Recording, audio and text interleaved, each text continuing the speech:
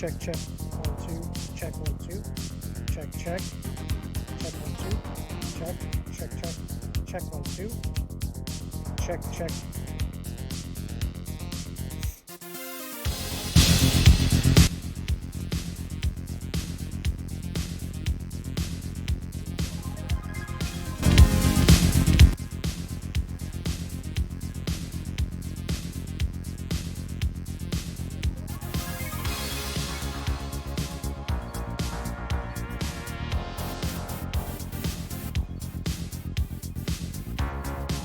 Check, 1, 2. Check, check. Can you guys hear me? Check, check. Post a Y in the chat if you can hear me. Check.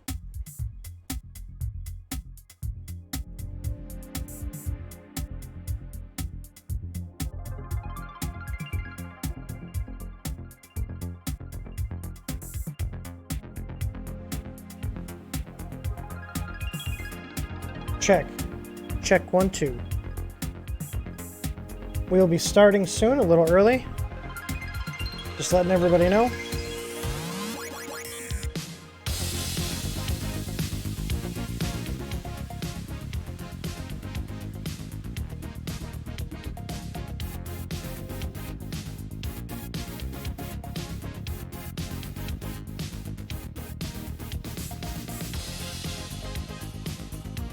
Oh, that's crispy. Ooh.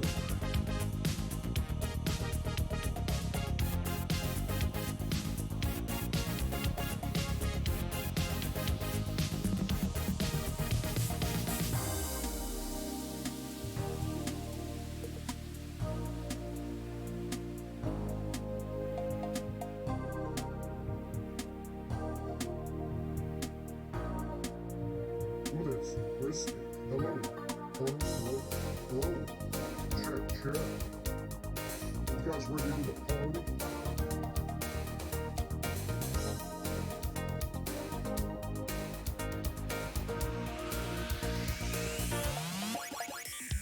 Hello. You guys ready for some fun?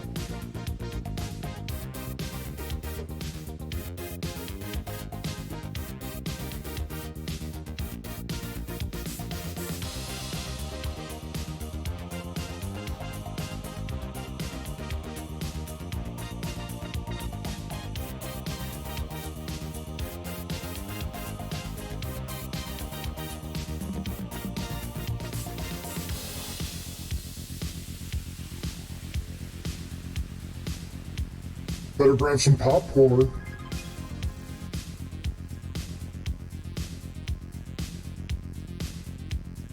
I can smell the burning from the thumbnail.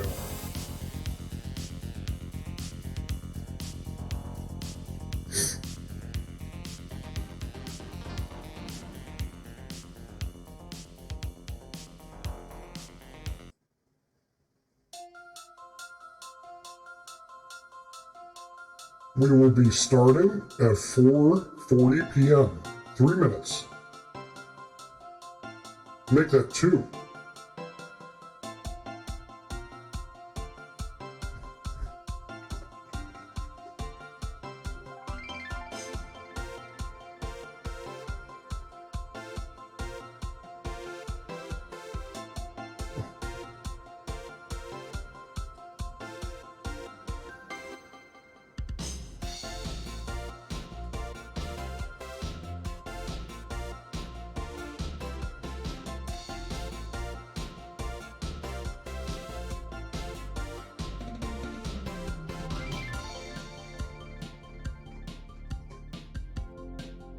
How's everybody doing today? Thanks for stopping by.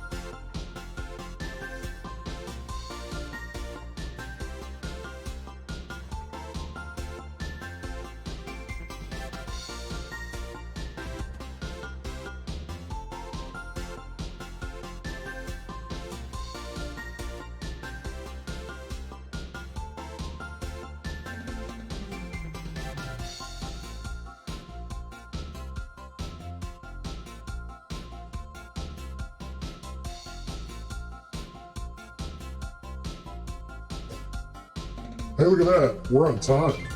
That's a first. Let's go ahead and fade out the music. Oh, yeah. All right. Well, welcome, everybody. I am streaming live from Hobart, Indiana, as always. I don't know where else I'd be streaming from, but we're streaming from Hobart, Indiana, like we always are. Let's see who we got in the chat today. I hope you guys have some questions ready and other information that you would like to discuss. The more the merrier. The goal here is to have a discussion about, you know, what can be expected of these printers. So what kind of triggered this, and this has always been something I've talked about, so I figured it'd be good to have a discussion here, and this is going to require everybody who's watching to actually participate if this is going to be a good stream. So if you're just watching, that's fine, but I would really appreciate if you guys actually participate and throw in your 2 cents here. Keep the discussion civil, and let's see how this goes. So what originally triggered this was Martin from 3DP Iceland. I have his video up here about his CR10S that he just said, you know, screw it, and just tore the whole thing down. I'm sure there was much swearing at the printer, and let's just go over some of the stuff here. So he reached out to them on Twitter, email, the original supplier that he bought it from, which I believe was Light in the Box, which I've bought stuff from them before a while back. So he had issues with the bed not being flat. I'm pretty sure everybody has that. Lead screw alignment issues, X binding, basically it wasn't properly assembled. The ZN stop wasn't in the correct location. Part cooling fan was broken and rattled. That's kind of a big deal. Fan on the back of control box died after 2 weeks. That's something that I've had the same issues with. Did I contact Creality for it? No, I didn't, because I'm not going to wait, you know, a month to get a fan. You know, and we stock them here. So if you guys look at our business, our entire business is built around getting people quality parts and the correct parts, because of the fact that these Chinese printers are built with poor quality components. They're not something that's an Ultimaker or even a Prusa. I'm not going to go on a rant of a Prusa, but I did have issues with our Prusa. I still have issues with our Prusa, but I'm replacing the hot end. We have the extrusion issue, apparently. So I'm just putting a Bondtech on it. But anyway, no printer is safe from this. But the thing is, with these Chinese printers, you guys are paying low cost for these machines. And like I had in the Venn diagram here, in the thumbnail, but I'll pull that up because I have it here on my computer. So this is a very good diagram. You guys may have seen this before. You got 3 circles. You got good, fast, and cheap. And in the center, it doesn't exist. You can't have all 3.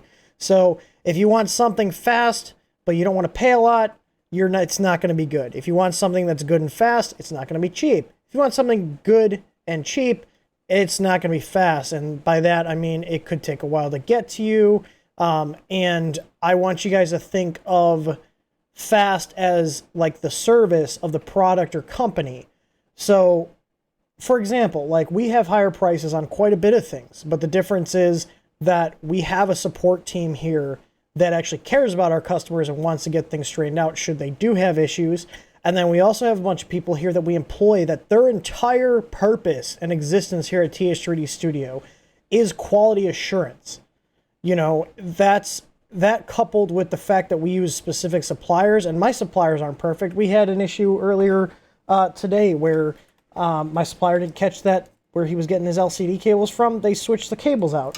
And we didn't catch it here because I didn't think we were going to get the cables swapped out. But the point is, you can't have everything. You can't have amazing service and the company makes jack on it. You know, people cost money to employ, and customer service requires people that are knowledgeable, and you can throw bodies at it and maybe get people replying, but people that are actually going to know what they're doing and know how to actually take care of the customers are not going to come cheap. So the the whole issue here is, in the discussion I want to have, is the reality of the situation. And to be completely honest, the consumers, myself included, are part of the problem. Because everybody complains about price. Everybody wants stuff for cheaper.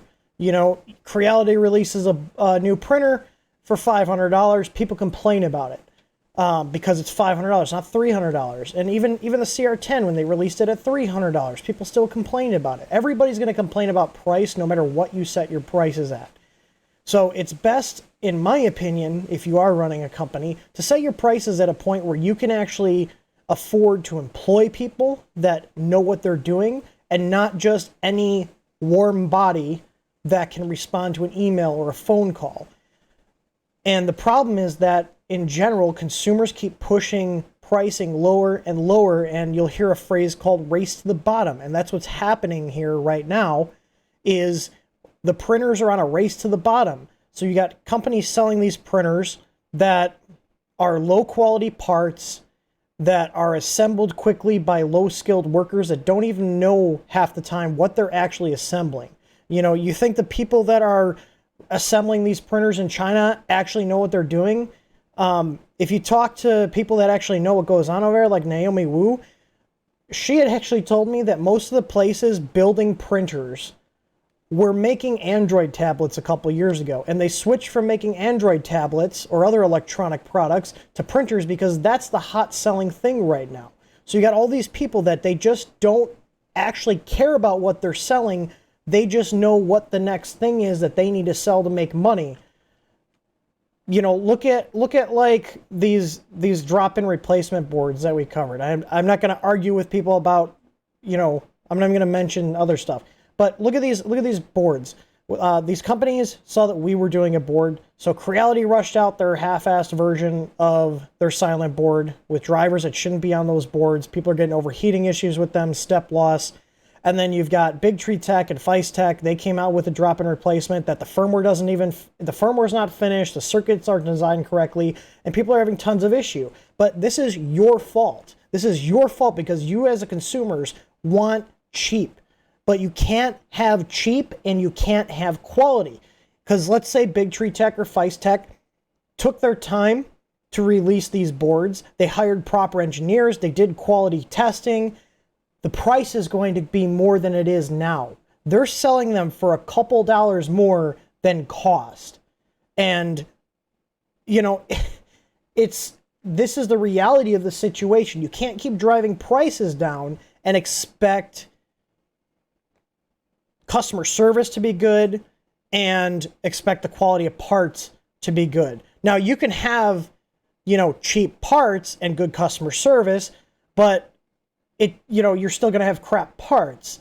You know, it's hard running our business the way we do because I want it all, but, you know, riding that price line, like we make concessions on price. I don't make concessions on quality or support, but you look at the Chinese companies, they want volume.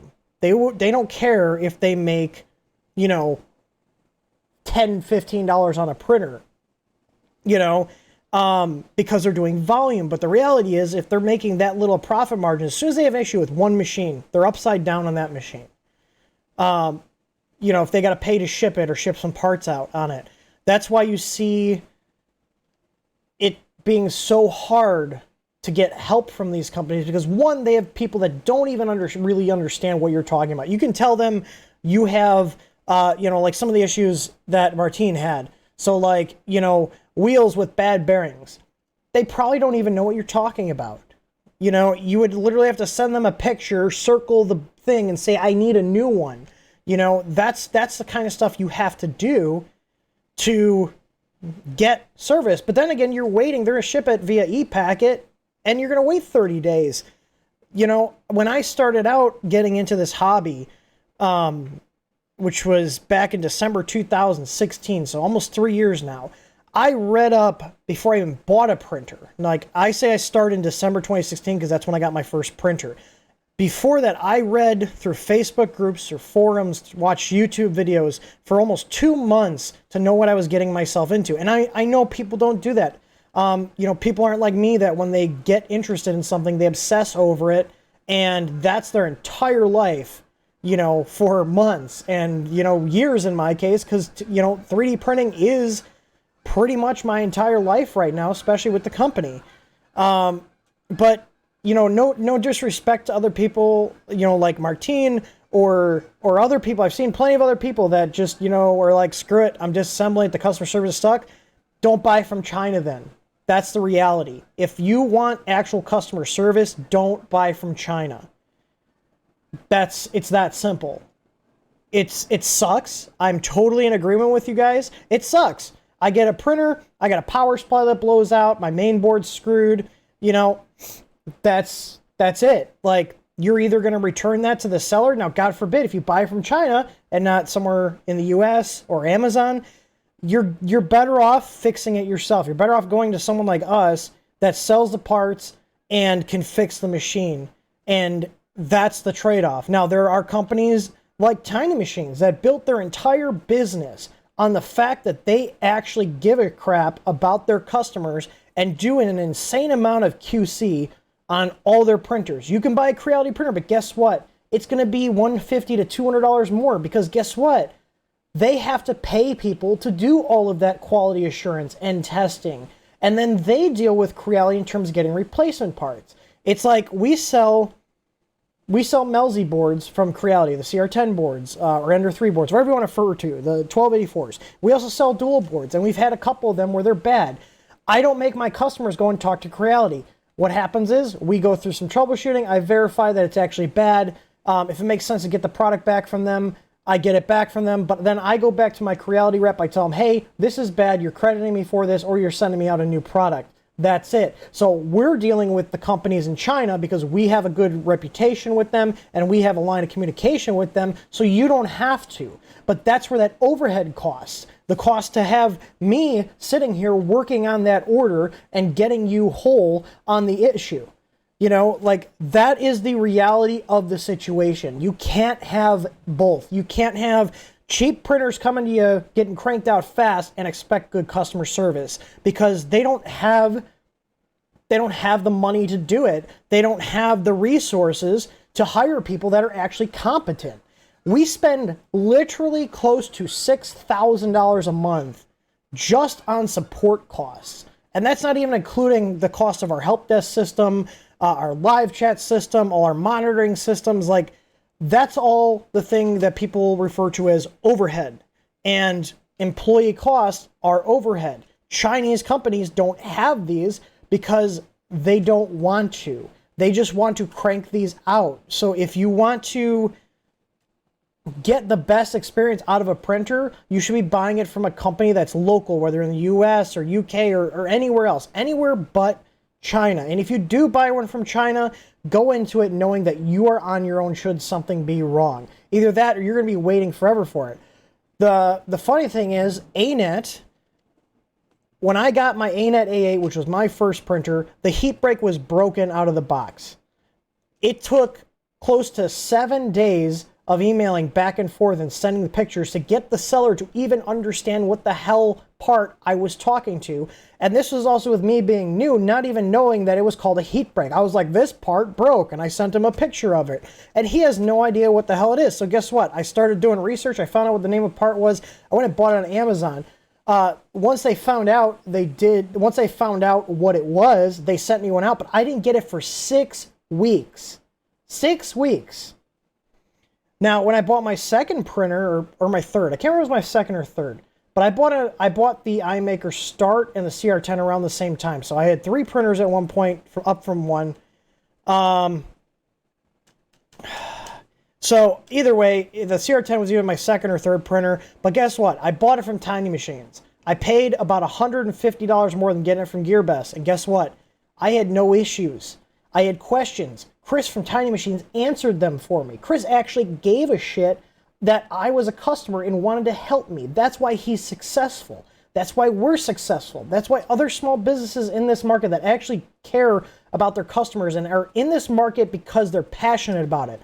I'm not in this market, and I know Chris isn't in this market, just because we want to become rich. If I wanted to become rich, I would have stayed doing IT, reaches a strong point. If I wanted to make more money than I'm doing now, I would have stayed doing IT work. And that's the reality of the situation. I'm doing this company and giving up all my personal time for the most part because I care about the community. I care about running a company that takes care of its customers. I care about running a company that has employees that are happy to work here and look forward to coming into work and are enthusiastic about this stuff. But that comes at a cost. The cost of that overhead of having good people on your team. Could I save some money by getting rid of some people here and going and hire minimum wage people? Absolutely. Would the quality of our products suffer? Absolutely. But would I save money? Absolutely. I could then lower my prices and start racing to the bottom. But that's not how we do things around here. I'm not China. That's not what we do. So, I mean, that's the reality of it. Like, I literally work 90 to 100 hours a week. Before this stream and after this stream, I'm working. That's how it is. Sunday is the one day that I maybe get some time to spend with my wife. Outside of that, I literally get up, I shower. Well, sometimes I don't even shower until later in the day. Depends on how crazy things are, but you guys can't smell me through here, so yeah. I did shower today, though. But the point is, this is my life because I actually care, but it doesn't come for free. It doesn't come at a low cost. You know, I want to have things taken care of for our customers, and I'm never going to make everybody happy. We have quite a few people out there that hate us for some reason, and it's usually because they were complete jagoffs when they were trying to get help, yelling and swearing at us. That's usually the only time we'll just kind of be like, yeah, we're sticking exactly to the terms of service, no exceptions. If you're being a jagoff, I'm not going to bend over backwards if you're treating us like crap. And I've said that before, and that's just how it is. But the reality of the situation, the purpose of this stream is, you know, you guys got to come to the reality that you can't have it all. You can try to email, you can try to chat. They don't care. They really don't. Creality cares to a certain point. They care a little bit more than others. But look at all the stuff we went through. Like I had, let me switch back over here. You know, like ANETs were the fire starters. That was the big joke. ANET starting fires. That was the big joke here. So, you know, like we got stuff like this. Do you know why this happened? This happened because of cheap components, poor assembly, and people that don't know how to set up their firmware. And by people, I mean ANET. This is ANET's fault. It might also be a little fault of the users for not assembling things correctly, but for the most part, even if they did assemble it correctly, well, let me rephrase that. Let's say they didn't assemble it correctly. If the printer had thermal runaway prevention on, then this result would not be happening as often. The printer would shut it down. Is it possible that it could still happen? Absolutely. Is it possible that it would happen less? Absolutely. I'm just trying to see here. Oh, I just got random pictures here. Yeah, screw PayPal. I'm gonna have to talk about that and figure out what we're doing because we might drop them or anyway. So here's another company since we're just throwing out examples here. This is a WAN house. WAN house had problems with their boards, not to the extent where they're catching on fire and literally burning people's house down, but again, sacrifices on quality, assembly, quality of the components. And here's another ANET here. Again, hot end completely melted down. And here's another ANET A8. And again, like just think about this. We've got printers. These are printers with plastic or wood frames catching on fire. Why are we using plastic and wood frames? Because consumers want stuff cheap. Like, we're not innocent here in this equation. People have been asking and whining, complaining for lower and lower prices, and they're giving you this, but guess what? This comes at a cost of quality. Like, that's the reality of this situation is, okay, you guys want lower cost printers, guess what? We're cutting costs by using cheaper materials. Guess what? Those cheaper materials are more likely to catch on fire and burn if there's an issue with the product. Do you see how this compounds to a bigger problem? Whereas, you know, we've seen some fires with Crealities, okay? So here's a Creality CR10S. This was, I think, off Reddit. It's been going around. The bed caught on fire. Why? Because of crap quality wires and no thermal runaway prevention. But you can see here, minimal damage. But guess what? It's in a metal frame printer. ANETs, those things light up.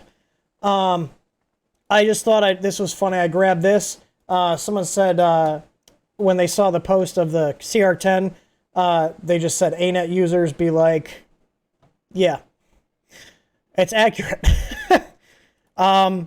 Here's another one here where we got the bed wires.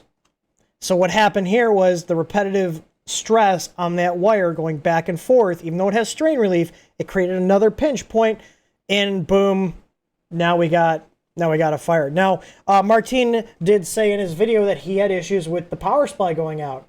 I've had issues with these power supplies. I've had near fires start because of power supplies. The thermal runaway protection isn't going to help you when your power supply decides to go eat crap. Let's see stuff. So stuff like, if I'm going to go through this list, and Martin, I'm just being fair here. I'm just giving the reality of the situation here. That was the purpose of this stream. So glass bed, not flat. Let me move this so you guys, can I move my head? Oh, that's going to be hard. Hang on. Let me see if I can like change this. Hang on. Oh God. Nope. That's not what I wanted to do. Oh no. I'm bad at this whole streaming thing. Apparently. I just wanted to like move this so my head's not in the way. Okay. So we've got bed not being flat. That's the reality. You're probably not going to get a flat bed with a Chinese printer. Again, cost cutting. You want a flat bed? Go talk to a machine shop. Get a Mic 6 plate. You're going to get 0.02 millimeters deviation across the entire plate. Guess what? $200 to $300 for a plate for a CR10. China's solution? Use cheaper aluminum. Side effect? It's not flat. You need an ABL kit. Let's see. Assembly issues. Those could also be chalked up to shipping. The printers get banged around. DHL, FedEx, UPS, they all suck. They all abuse the crap out of your packages. You know, it'd be like when we start shipping our printers, like if they get damaged, that's why we're going to insure them. But if they get damaged, like I can perfectly assemble that printer, put it in the box, send it across the country, and it could be a complete mess by the time it gets here. So I'm not saying that's really a valid complaint. That's something you should check when you assemble the printer. Let's see. Part cooling fan broken. Could have been crap from the factory or shipping damage. They should have sent you a replacement on that. Fan on the back of the control box. They're crap fans. Creality uses crap fans. You know why they use crap fans? Because you guys want a cheap printer. That's why they use crap fans. Do you know why the fans in our shop cost $9 to $10, sometimes $12 depending on the fan? Because they're quality fans. Quality fans cost money. I can buy Creality fans for under $1 a piece. Some of our fans that we sell for $12, I barely make $2 on. You know why? Because they're good quality fans. Notice I don't sell the stock Creality ones. I could sell those for $5 all day long, but guess what? I'm going to have people coming back to me in a month or two because the fans are going out, because they're crap fans. They're crap fans because you guys want low-cost printers. That's where corners get cut. Let's see. Manufacturing QC. You work on the printer menu on random occasions. Reset the printer without warning. Don't have a answer for that. That could be firmware. Could also be something shorting out. But the fact that you said your power supply smoked and burnt in the first week, that could have also taken other components out. Here's something you guys don't realize. You know, some people don't change their power supplies. I change every single power supply on every single machine here to a Meanwell, period. I don't use it if it doesn't have a Meanwell on it, because I don't want to deal with a power supply catching on fire, okay? Is it possible that you'll have a cheap one and it'll never catch on fire? Yes, absolutely. Is it possible that the risk of it actually starting something else on fire, not taking anything else out with it, is possible? Yeah, they're in metal cases. But then you got people that are going and doing stupid stuff like, hey, I just printed a plastic cover and removed the metal case off of my power supply, the metal case that keeps the components inside when they blow up, because I want it quieter. Think about that, okay? So, again, do you know why they have crap power supplies in their printers? Because you guys want cheap printers. They can't put a Meanwell in there that's going to cost them 3 times as much, even in the quantities they're buying, and still be competitive on the price. They're cheaping out on the power supplies because you guys want cheap printers. That's the problem here. Again, okay, so he said he opened a PayPal dispute, got a new power supply 5 weeks later. Sounds about right. It's like when the heat break on my ANET died. Design issue. Wire for heated bed broke, burned after 6 months. I don't see a picture of that, but we showed a picture of one that burnt out. If they used silicone wire or even just a better quality wire, it wouldn't be happening. I don't know if he had strain relief on it. I know his was one of the original ones. So I don't know, because they recently started doing it. I think back in 2018, they started shipping strain relief. But again, it's like when I bought the ANET, I knew the power supply sucked. The heated bed's probably going to burn out my board. And there's one other thing. Oh, the wiring for the terminals. So before I even assembled my ANET, I bought a new power supply. I bought an external MOSFET, and I bought crimp connectors. And guess what? My ANET never burnt up because I went through and fixed the issues. Why did the machine have issues and design flaws? Because they're trying to build it at a cost. They're trying to build it because people want cheap printers. You know, I was talking to Griffin, who's the guy that runs he's a contractor for us that runs all of our EasyBoard production. I was talking to him about, do we do a cheaper version? And I really don't want to, because I don't want to tarnish the brand at all. Could we do a cheaper board? Absolutely. Am I going to have the same quality on it as our current ones? No, we're not. It's just the reality of the situation. You can't have it all, you know? It's just the sad state that things are in. And like I said, the main problem is that consumers don't want to spend money. They want stuff cheaper, cheaper, cheaper, cheaper, cheaper. And guess what? They cut corners, and they cut corners, and they cut corners, and they cut corners. If you guys remember when Creality had issues with the 5-volt rails on their printers, okay? They had issues where your temperatures were all over the place. BL Touches were having issues. You were having all these weird problems. Guess what? They changed the board to save money, to lower costs, and they broke other stuff in the process. Do you remember the CR10S boards having the same temperature issue? It's because they cheaped out. They started using clone regulators. They use crap quality caps that are from no-name Chinese manufacturers. All that stuff cuts costs so they can be more competitive. But the only people that end up winning here are the companies. They make more money. They sell a product for a low cost, and we all lose. We're all the ones that are on the hook to replace these. What are you going to do? Sue China when their printer burns your house down? You can't do anything. Good luck. Like, the best thing is to know what you're getting into and fix the shortfalls of these machines. Now, you guys may think, oh man, Tim, you really hate Chinese printers. That's really weird considering your entire business is built around it and you have a bunch of them. I don't hate them. I just know the realities of purchasing these machines. I've accepted that I just can't have it all, because that's not how business works. You can't have excellent support and good quality parts and still have a low bottom line in terms of what you're selling them for. That's not how it works, period. And the sooner you guys realize that, the sooner that you're going to have a better experience with these. Or if you're someone that just doesn't want to deal with all this crap, go spend the extra $150 and buy it from somewhere like Tiny Machines. Because guess what? They actually care, and they actually check their stuff, and that's why they're in business. But again, cost. There's not anything huge in terms of stuff that's bad with these machines. The reality is the combination of everything, the cheap parts, the cheap labor, the poor customer service, it all adds up, but it adds up to a poor experience for people that don't know what they're getting themselves into.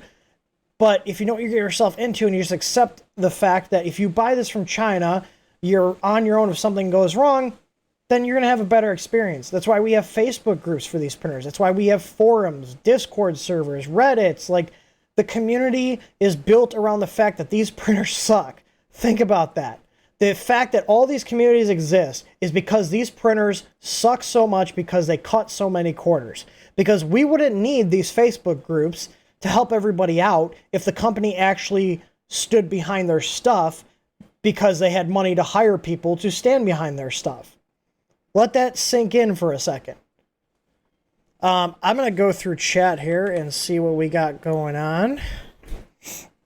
I was kind of looking to see if there's anything of relevance. So that's kind of my end of the rant. And hey, you know, this is the reality of where we're at. You can't have everything.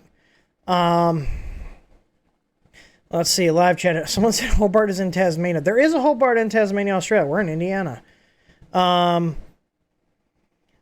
oh, I just saw that. 3D Price, and I got the replacement fans for TS3. They work quite well. They'll probably outlast most of the other stuff in that printer, to be completely honest. Let's see here. I'm just looking here. People appreciate quality of the morning. They are. They are the minority. I would say most of them are our customers because they see the value in what we do here. It's the same thing with Tiny Machines. Like, I'm sure they don't have a ton of customers either, but they have enough to keep the doors open. Yeah, Greg, let me know how well that cheated last, because mine was turning the hot end on when I plugged the USB in, and it backfeeds. Again, poor design. Oh, I totally forgot to touch. When your power supplies go out, especially these cheap ones, it can end up taking out everything else with it. And by everything else, I mean your LCD, your printer board. So not only are you replacing the power supply, but you're also replacing your control board. And that's a worst case scenario in terms of what's getting damaged. The other thing is it could partially screw up stuff, and then your printer acts weird and you don't know why, because things are partially fried on your board, but it works just well enough to kind of get a printout. I had a board like that where my PSU went, and the board worked for the most part, but I get all these erratic errors where it would just stop working. It would stop printing. It would reset. Change the board, stop doing it. My theory was that when the power supply died, it surged and screwed some stuff up. Lots of love for Tiny Machines here. Let's see here. Yeah, these cheap printers, the good thing is it's brought a lot of people in this hobby. The bad thing is that no one's telling them what they're getting into until they have an issue, and then they dive down the rabbit hole and they're like, well, you know, F me.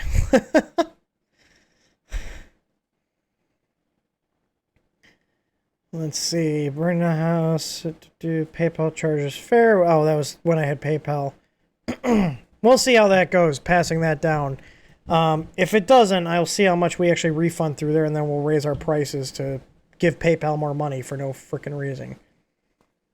Like, because that cost has got to come from somewhere. Again, costs. Yay.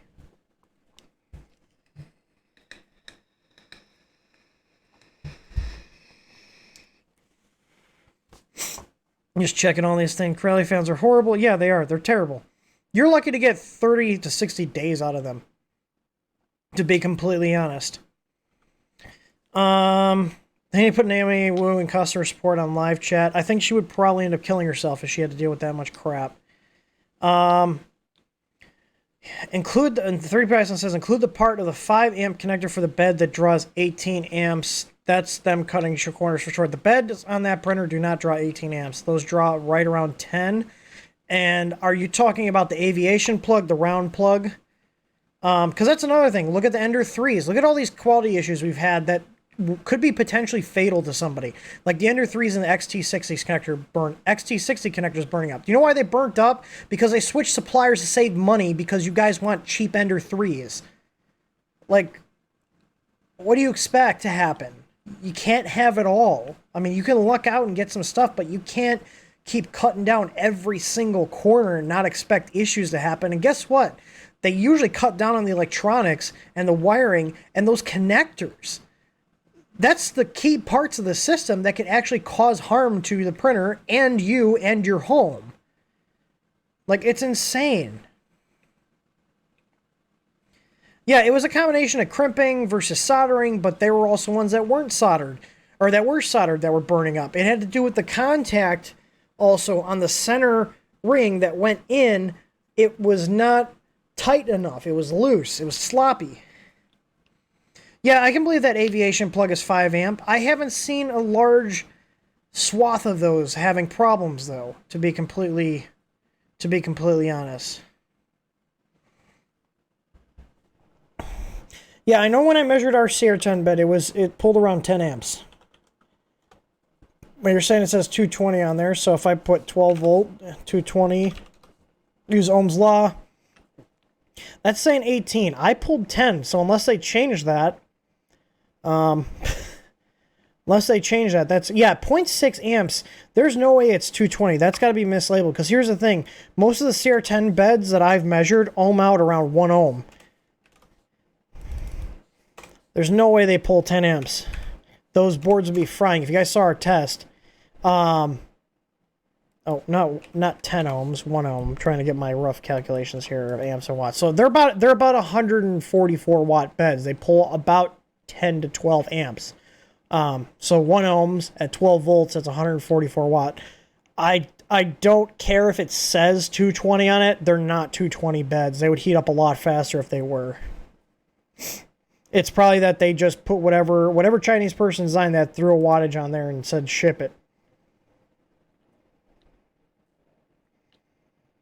So, I mean, that's the reality. Like, how many of you guys have had issues with your printers ordered from China, and what did you do to resolve them? I want to go ahead and start posting in chat. I want to know what you guys did when you had issues with your printers. And, like, where did you buy them from? What sites did you buy them from? Because it also has to do with the reseller. For example, I bought some stuff, some E3D parts to build custom printers from a company that begins with an F. We had actual flaws with the products. They were about, I want to say, 2 weeks out of warranty, but it wasn't like a defect. It was an issue with the bearings on the Titans where the bearings were corroding. They didn't do crap for me. Guess what? I'm not buying E3D anymore because of my experience with that reseller. There's other resellers out there that probably would have taken better care of me, like Printed Solid. You know, but it all has to do with the reseller. GearBest, I've had, even as a reviewer, when we actually did reviews for them, they didn't do crap for me. I got a Xiaomi Mi Mix 2 for review. The LCD had a major defect, and guess what? Their solution was, hey, here's a $20 credit, or you can pay $60 to send it back to China. I'm not doing that. You should just take care of it, send me a label, reimburse me something. But that's the reality. I bought from China. Even though I was a reviewer, they didn't care. They didn't care that they sent me a product that was crap. That's why I never did a review on it. It was crap. I ended up replacing it myself and selling it. Alan says, first CR10S at the aviation plugs, the cables kept breaking at the plug, so it went in the bin. I have seen soldering issues here. Most issues are me messing with it due to the proper knowledge. That's another issue, but that's not what we're covering. We're focusing on China's issues, not on users screwing with stuff they have no business screwing with because they don't have the knowledge yet. My DYH9 got a MOSFET from us after the stock one melted. He still wanted me to do a review on it. That's amazing. Yeah, just measured it, 0.8 ohms. That sounds more accurate.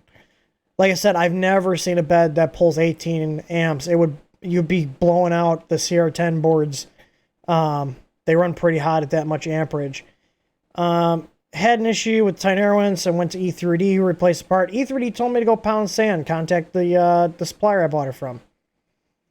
I mean, that's usually how it works. Like, if I buy, well, I guess that's not how it works. Like, if I buy a phone from Best Buy, like my Samsung phone, 30 days after that, I got to go through Samsung. But typically in this market, I've seen in the 3D printer market, you go back through the supplier you got the product from if you need replacement parts. TiVo Tarantula Pro instructions were incomplete. That's another thing.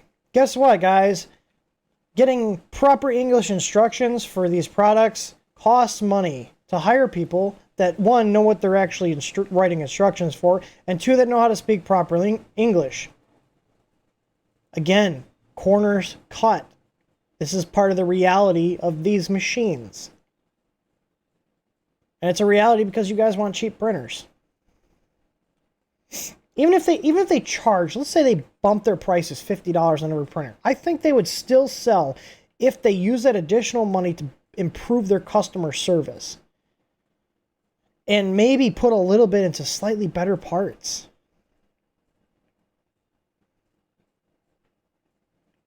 Just reading through chat here.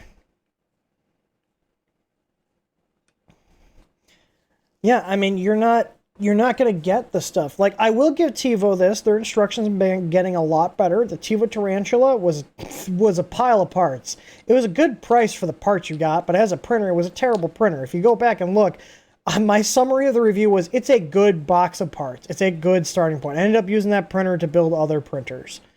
But people buy this expecting, an Ultimaker when what they're getting is a project. The thing I like about these printers is, one, I know what to expect when I buy them now because I've been doing this for years. And two, I can take that mediocre machine, put a couple $100 more into it. I'm still cheaper than a higher end printer, but then the machine is built exactly for what I want to do with it. It's this modular ecosystem of parts that allow you to do whatever you want with it. So it's a trade-off. If you go into buying, if you're going to buy a printer and it's coming from China and you are just like, okay, I know once this ships, it's all my problem. That's how you should go into it, to be completely honest. You could buy it from Amazon, but guess what? Amazon's tech support, I tried it out on a printer I bought. They had no idea what the hell I was even talking about. Their solution was send it back for a refund. Because guess what? Amazon, even though they advertise they have tech support, they just have support reps that can answer basic questions, like maybe for computer troubleshooting or your cell phone or a tablet, but they're not going to spend the money to hire competent 3D printer people to give their customers buying 3D printer support. They can advertise it all they can. The only thing Amazon's good at doing is issuing refunds and sending you return labels. That's it. And guess what? It's because they don't want to spend a ton of money on support, because support costs money. Let's see here. All I do now before I buy is reviews, read research. Yep. Read reviews, do research. Join the Facebook groups for the printer that you're thinking about buying. If you're thinking about buying, printer model A, from company B, join that. Find a Facebook group for that printer and join it and see what kind of issues people are having. See what modifications people are doing. See what upgrades they're doing. That's the kind of stuff you should be doing before you purchase this. I mean, I don't understand how people purchase anything that's like more than, $100 without doing any research. I guess maybe I'm the minority in that group. If it's basically, my rule of thumb is if it's over $100, I'm going to do some research and look up reviews on it. I'm not just going to go in blind. Jeff, it doesn't matter if you buy a printer at a European store, yes. But if you buy a printer from China, good luck enforcing that. They're not going to do it. I'll be right back. I think the dog needs to go outside. Do you need to go outside? Come on, let's go potty.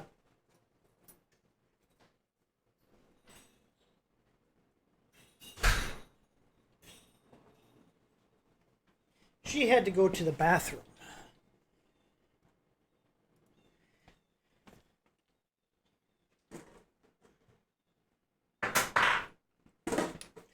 So, I mean, I figured you guys would be more active on this. Did you enjoy my hot takes on all this? Because, I mean, that's the reality. Like, Martine, I don't mean to sound harsh, but, like, you bought it from China. Like, it sucks. It absolutely sucks. I'm in 100% agreement with you.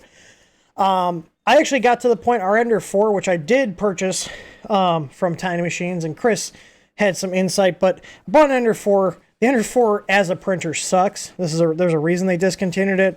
But I did the same thing to my Ender 4, what Martine did to his, because I was just tired of dicking around with it.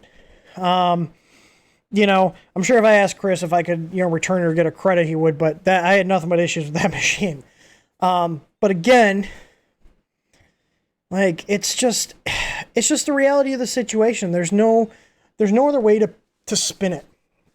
If you buy a printer from China, just assume you're not going to get any help from them, because they don't care. They know you can't sue them.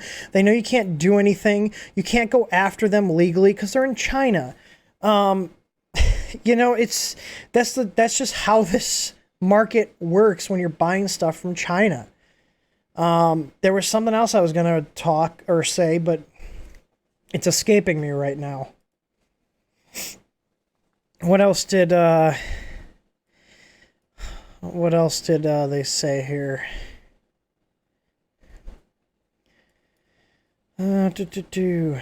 Yeah, I mean, at a certain point, you do cut your losses, and you're like, screw this machine. But some people, they enjoy messing around with it. So, I mean, other times it drives you insane. And you're just like, I don't know what's wrong with it. I've changed every single part and it still keeps jamming. Let's just screw it.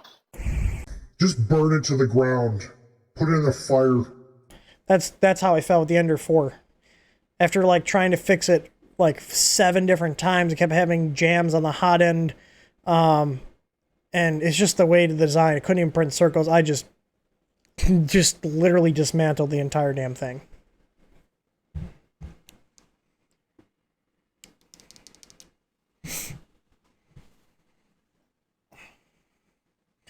Oh, I don't even want to get into IP or patent laws. We've had stuff knocked off from us.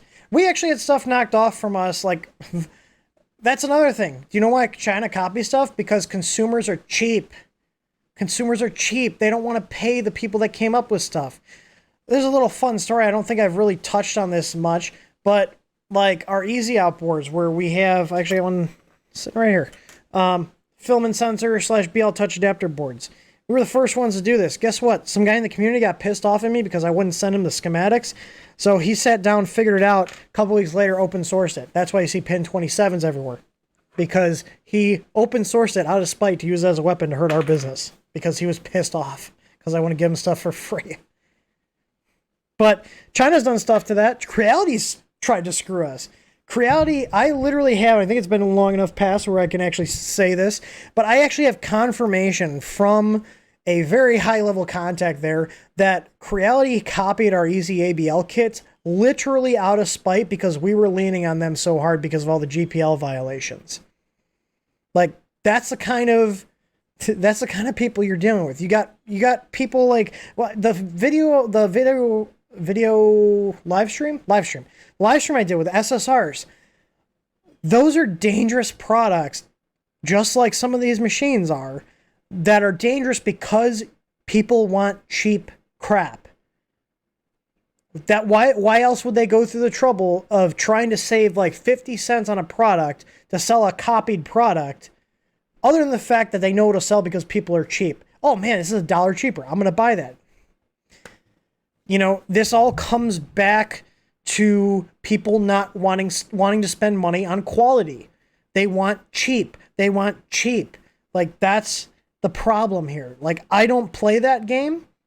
I have some stuff that I try to walk that line between like low pricing, good quality, and there's stuff that we've just stopped selling or we won't sell because I don't believe it's good product, or we had too many QC issues. Like, even with our additional QC, there's just some stuff that we just don't sell because even after we went through and checked everything, you have like a 30-40% failure rate. And the thing is too, like, same thing with those SSRs, most people that are just coming into this space have no clue that they're fake. I don't think Teaching Tech, when he did that video, had any idea that he had fake solid state relays or that the affiliate links he put in the video were linking to fake SSRs that could be potentially dangerous to the people purchasing them. Like, it's really sad. Like, how, and it's not just a US thing. I see people commenting about our US or America. It's in general. And to be completely honest, when I see people complaining about the prices of things, it's usually more people outside of the US that are complaining, especially like, for example, our control boards, the Easy boards. Usually the majority of people complaining about them are people outside the US because of cost alone. That's the only thing they're complaining about, is the cost of the product. And then somehow it's our fault too because shipping is expensive and import fees happen. But I digress. So, I mean, do you guys have anything else to add to this? I was expecting chat to be a little more lively on this subject. But that's all there is to it. Like, I think as a whole, like, just in general, not just this market, like, people need to be willing to spend a little more. You know, you either buy now and cry later, or there's some sort of saying, it's escaping me right now, but basically you cry once and then you have a product that'll last you a long time, or you buy it now and then you're crying later because it broke because it's a piece of crap, you know. Oh, awesome, Jimmy. I'm glad you got that. Let me know how you like it. Yeah, David Petzel, clone Spectrum Chinese receivers and RC flying, hundreds of thousands of plane lost. Like, like those are not cheap. Like, you've got a $500-600 RC plane and you're trying to save $10. Like, come on, man.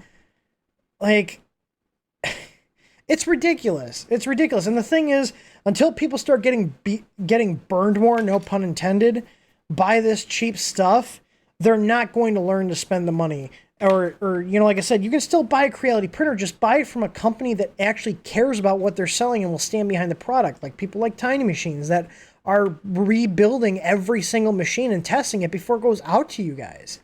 Like, that's the reality of the situation. You can't have everything cheap. You can't have everything fast and still have good quality. You can't pick all three. You get to pick two. You get cheap, fast, or quality. Pick two. Which two do you want?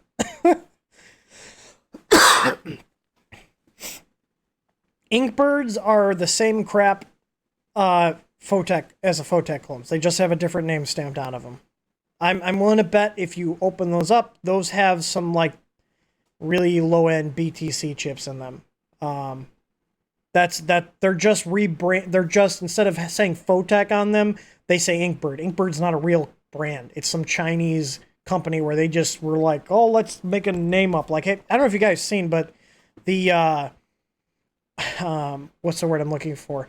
Like some of these Chinese names, like on all these different products you see on Amazon, it's like they just pick two random words in the dictionary and smash them together.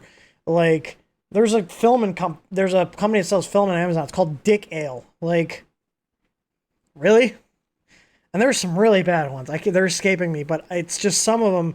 Like Inkbird, what does that even mean? You know, it doesn't matter if you sized them big if those are only 12 amp triacs in there, because most of those 40 amps actually only have 12 amp triacs. Just buy a name brand solid state relay. Stop buying the cheap crap. Like, you don't even have to spend that much. We have a Mager 25 amp that's actually 25 amps. It's $10. Well, and that's the thing, Dave. You make a good point. Bad thing is you send your SSR thing, they're going to look exactly like genuine parts. That's why you buy from companies like us that are going through the process and spending the time, aka more money on the back end, to ensure that you guys get what we're actually selling you. You know, that's why we have crap margins on the Meanwhile Power Supply, because I'm buying them from U.S. companies that guarantee that they're genuine because they're authorized resellers. I'm not buying them from some random guy on eBay or some random agent in China, you know. But again, that equates to a higher price. Like, basically the stuff that we have in our store is all stuff that I've cherry picked from different suppliers because I feel it's worth selling because it's a good product. You know, but that costs more money. Can you get a cheaper SSR? Yeah, you can buy 5 of them on Amazon for $20. We sell one for $10. But guess what? That $10 one is actually going to handle what we advertise it as. You know, and what's Amazon going to do? And I'll tell you exactly what Amazon did. I bought those cheap SSRs to try them out. I bought them before I knew better, okay? I put 10 amps through one of them, and within a week, the top started bulging out. I opened it up. It had a 12 amp triac in it that wasn't even a genuine BT triac. So not only do you get underrated parts, but you get cloned underrated parts. So even if it says it's a 12 amp, if you can't verify the authenticity of the chip that's actually carrying that current, you might as well just throw it in the trash. Say True Tree's Bluer 3D printer. Yeah, it's just random stuff. Like Evan Novo, or their previous name Artillery. Like, they probably just picked a random name. Evan Novo, or whatever you call it, just doesn't, like, is it Evnovo? Or Evnovo? Or Evanovo? I have no idea. I have no clue. So, let's see. I think the biggest issue is the subsidized shipping from China. That shipping is going away in 2 days. 2 days, guys. You got 2 more days to order with low shipping from AliExpress before that subsidy goes. It's getting cut. We left the UPU. I covered that in the last stream.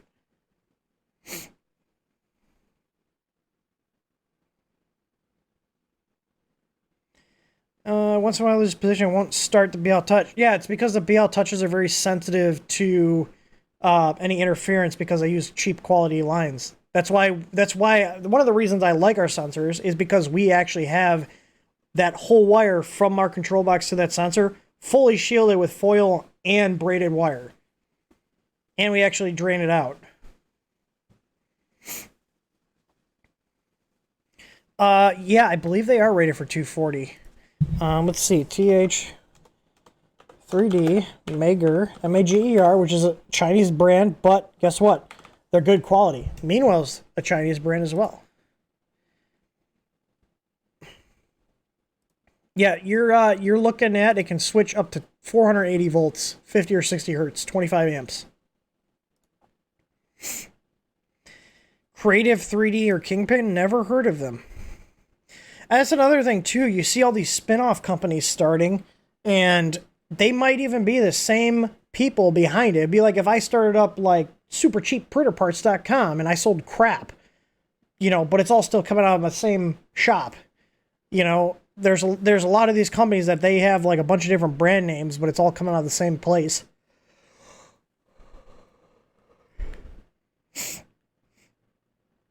Well, we don't sell BL touches at all, Dave. Like, we don't carry them. We actually haven't worked on it. I think you're confusing us with somebody else. I would never sell anybody a BL touch. You can guarantee that.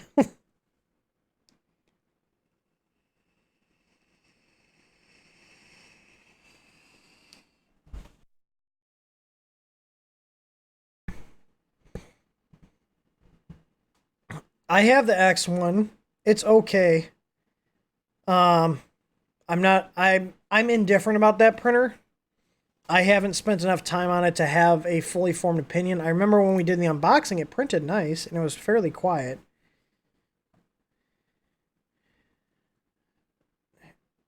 Dave, are you talking about someone, or did you work with Aaron?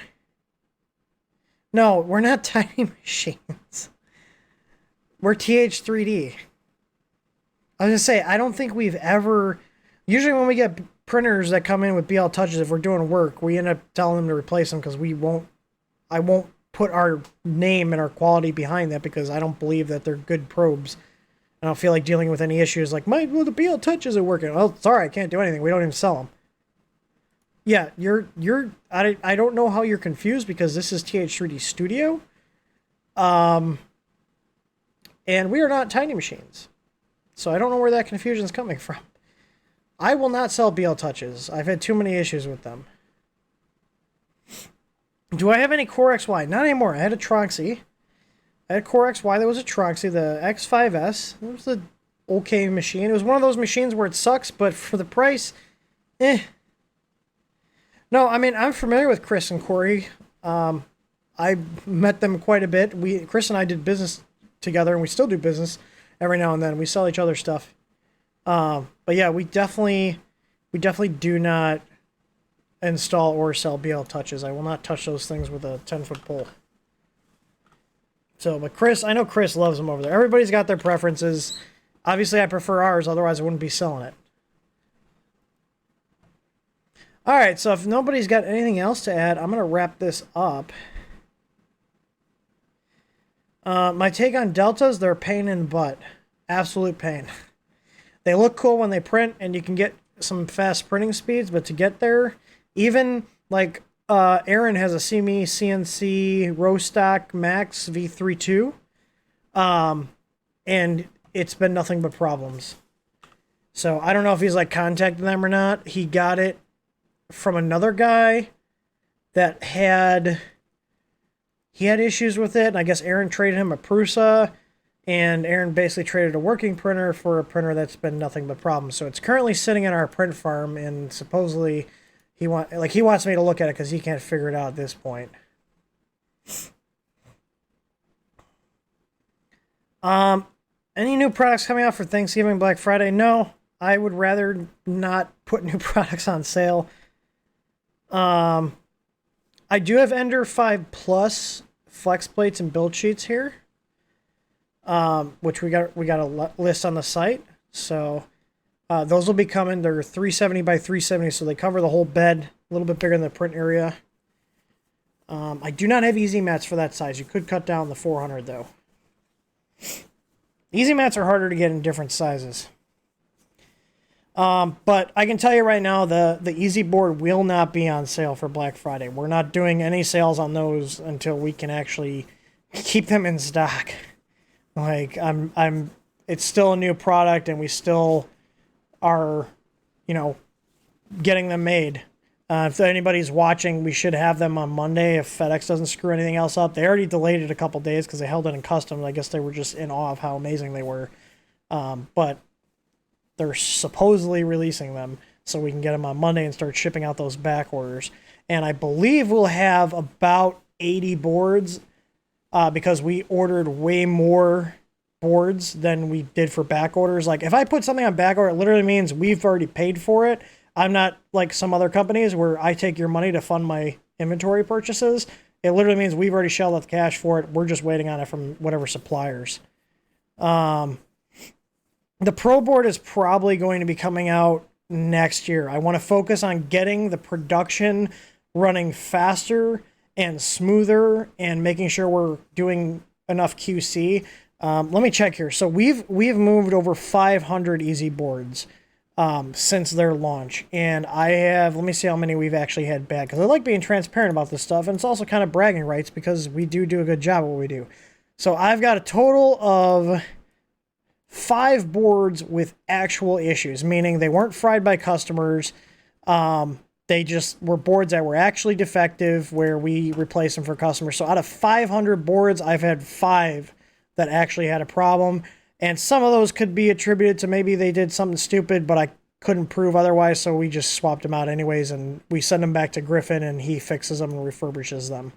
If he can, depending on the extent of the damage. I have one here that was... This is one here. Hopefully this will focus. Come on, Logitech, focus! So this is what happens when you send 24 volts into the thermistor input on our board. The guy was cleaning his hot end with it on, hot end heated. It actually doesn't even matter if it's heated because your 24 volt positive is always on.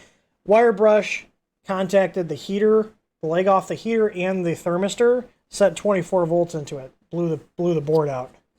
So, yeah, 1%. I wouldn't even call that failure. I think is most of those were like they put them in and hooked stuff up, and they were basically DOA. I think there was one where it just stopped working. We had one that was a bad flash. The guy pulled the SD card during a flash, which bricked it, but I was able to fix that one here. Yeah, I was looking through here. Out of context horse. What's up, Peter? How's everything going across the pond?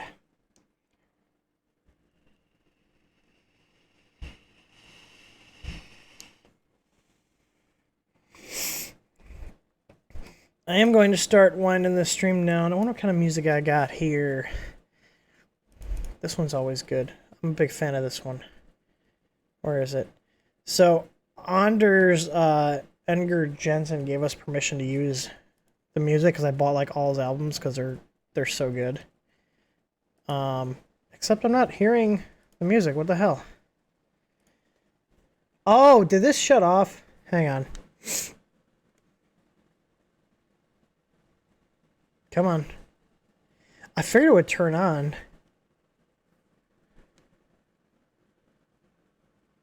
Are we on?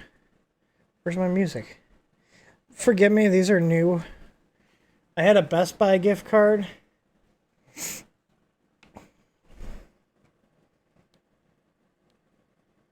Come on, Corsair. Why are my headphones not working?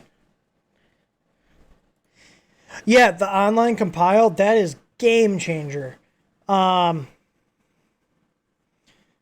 changing. Like, that removes all the difficulty with that board. There's no music because I don't know why it's not. I wish it like told me power on or power off. Like, are we...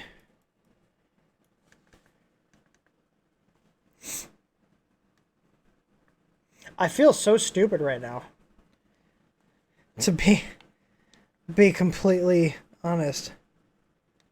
Like, why is this not doing anything? Oh. The headphones are probably made in China. They're from Corsair, so probably. Yeah, anyways. I was going to put music on and we can hang out, but I think what we'll do is we'll wrap this up. I think everything's calming down. Yeah, so we actually did some updates to the Easy firmware page, and it's a lot smoother. We added in a CAPTCHA. I think the files purge out every 7 days, and the server will clear it out. But we are going to work on like putting like user accounts, try to tie it into the website so you can like have your own personal thing. I mean, there's no personal information on your firmware unless you put like your name on it. But even then, it's like, oh, this is Joe's under 3. It could be any Joe. But that was the biggest hurdle. If you look in the groups for the Feistek Cheetah or for the Big Tree Tech boards, it is just a graveyard of all these posts where people just can't even get their firmware going, and we're over here spending close to $1,000, to be completely honest, is what we spent on the Easy firmware. We had a outside developer come in to help us with it. And I didn't have to do that, but you know what? I care about my customer's experience. Again, costs. You know, did we have to do that? No, I could have just said, well, try to figure out how to get your computer working and, you know, pound sand, not my problem. Nope, I'm not happy with that. So, let's see here. Yeah, took you a week. I have my other boards. I'm sending them to Griffin because he wants to poke and prod at them. But yeah, and just in case anybody's wondering, I will never add support for those boards since those are ones that ripped off our 32-bit silent board idea. Never going to have support for those on the EDZ firmware website. Eventually what I'm going to do is port over stock board support to that. So like the Creality stock boards, ANET stock boards, I don't got a problem with those, but the people buying those ones, like the cheaper ones, that if the company wants to have their customers have a good experience, they can shell out the money like we did and have somebody design them a tool like that. Took them about 3 weeks to get M5 Save 100. We have working EEPROM on our board. We have since it was brand new. That's stuff like that too. Like that's why it cuts corners. I'm willing to bet the people designing the board don't know how the printers work and didn't even think, hey, we should probably actually put an EEPROM chip on it because this STM32 doesn't actually have an EEPROM. So instead what they're doing is they're writing the EEPROM to the program memory, which is going to get overwritten over and over and over again, and that memory is not really designed to be programmed over and over and over again. You can reprogram it, yes, but you're going to wear out the program memory faster than you would wear out an EEPROM chip. So, and do you think they're going to give you guys a replacement when that chip fails because the memory is just shot on it from being overwritten? If you guys aren't familiar with what EEPROM is, it's when you use EEPROM most commonly for Z offset. So if you have an ABL sensor, BL Touch, Easy ABL, whatever, that's where that's stored. It's stored in your EEPROM. Your custom steps per millimeter settings, if you're not putting in the firmware, it's stored in your EEPROM. Your acceleration, your PID values, all in EEPROM. SD card. Okay, so you just wear out your SD card. You don't need any of that with our board because we actually designed it correctly. I digress. I could go on a rant about all the problems with those, but the reality is that, it is what it is, and they're making these boards because people want cheap boards. You guys got them. So, yeah, there's an online firmware compiler. I'll show it to you right now. Let me close out my my team software here. I don't need you guys seeing my personal crap. Where is it here? Oh, nope. Control Shift N. There we go. easyfirmware.th3dstudio.com. Literally this simple. Bam. Okay, let's see. I need to set up my Easy board for my Ender 3. I also have Easy ABL on it and the filament sensor. Okay, so I got everything installed. I just need to do my firmware. Okay, so, okay, I have an Ender 3. Oh, here, I have an Easy out. Oh, I hit the wrong button. Oh, God. I'm going to hit home. I have an Easy out, and I'm using the OEM mount. I'm not a robot. Oh. I feel like if I fail this, maybe I am a robot. Okay. And then I zoomed in, so it didn't like that. Hit submit. And then in 2 to 3 minutes, it compiles it. If we go to the previous one, see here, it's in the queue. Someone just used this one. Boom. Firmware.bin. Download it. You put this on your SD card. You put the firmware.bin file on your SD card. You turn the printer on, it flashes it. That's it. Just the Easy boards. I will not be adding support for the Cheetah or the Big Tree Tech boards. They can pay someone to do it just like we did. I'm not gonna basically pay, because we literally pay for the box that this is running on, a monthly fee. I'm not gonna pay to make my competitors' products better when they rip off most of their ideas for those products from us. So, but anyways, yeah. So it's almost like I care about the experience that everybody has with our stuff and try to go above and beyond to make things easier. You know, or maybe I just like showing off. Maybe it's a little bit of both. So, yeah. Anyways, I hope you guys enjoyed this little stream and my little rant. Just remember, like I said, the TLDR is of this stream. If you buy a printer from China, just expect no support. That's the reality. If you want support, buy from someone like us. If you're getting parts, eventually printers. Just saying. But like people like Tiny Machines, they're good guys. They do good work and they stand behind their stuff. And most important, you don't have to deal with China to get these Chinese printers. So you can get a working printer. You pay a little more, but you have way less frustration. So that's it, everybody. I made my Simplify 3D video unlisted, mainly because I made that video so when people post a comment, is that Simplify 3D worth it? I can just paste a link to that 40-second video where it's like looking like it's going to be a full video. I'm just like, yes. Thanks for watching. So, but yeah, everybody, thanks for stopping by. I'm gonna go eat and get back to work. Maybe I'll do a triple upload today. Maybe we'll do the CR10S V2. Would you guys come back in about an hour or two to see the CR10S V2 live stream? I'm just saying. I felt personally attacked. I don't have a I mean, I have some stuff. I don't have very much in terms of my audio here. Be like, there's this. It's kind of creepy. I can smell you.